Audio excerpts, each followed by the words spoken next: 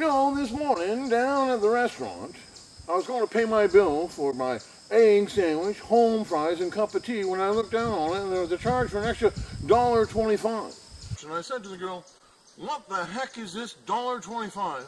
And she says to me, "Gary Johnson, every morning you come in here, order your breakfast and your cup of tea, and then go over to the rack and grab a copy of the Portland Press Herald, thumb through it with your greasy fingers, and then put it back in the rack after you're done like it's no big deal." Well, I said to her, "First of all, if my fingers are greasy, it's because of your greasy food." I'll tell you, that got her mad. "Use a damn napkin," she says to me. "This ain't a library," she says. "You cannot read the newspaper for free."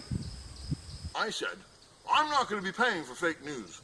Well, that got her all riled up. And she pointed at me and she says, "Gary Johnson, yes, you are." So I did. And that's the last time. I'd rather go without. Good thing there's Maine First Media to deliver the real stories the mainstream media misses. I'm so tired of the fake news. Besides, these days, newspapers aren't even thick enough to line a parrot cage, let alone wrap a fish.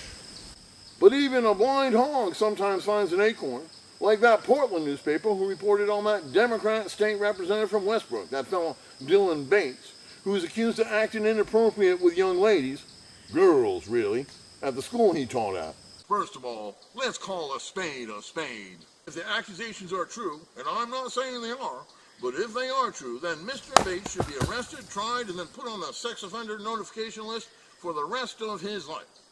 Of course, if he had any decency, he'd step down now and save the taxpayers some money. After all, he's not planning on running for re-election. Guess it's just business per usual down there in Augusta. Guess they're going to have a committee investigate what he did or did not do, and they'll issue a report next year when the dude's out of office.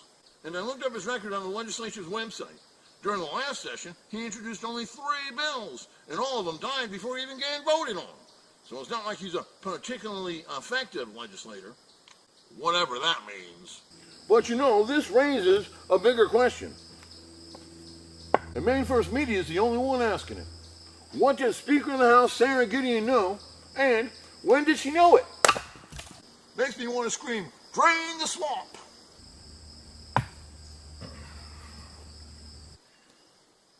Per usual, Maine First Media is the only news organization that is telling the truth about the failed legislature and Gideon Gate and all the other messes plaguing Maine these days. Thank goodness for the folks at Maine First Media.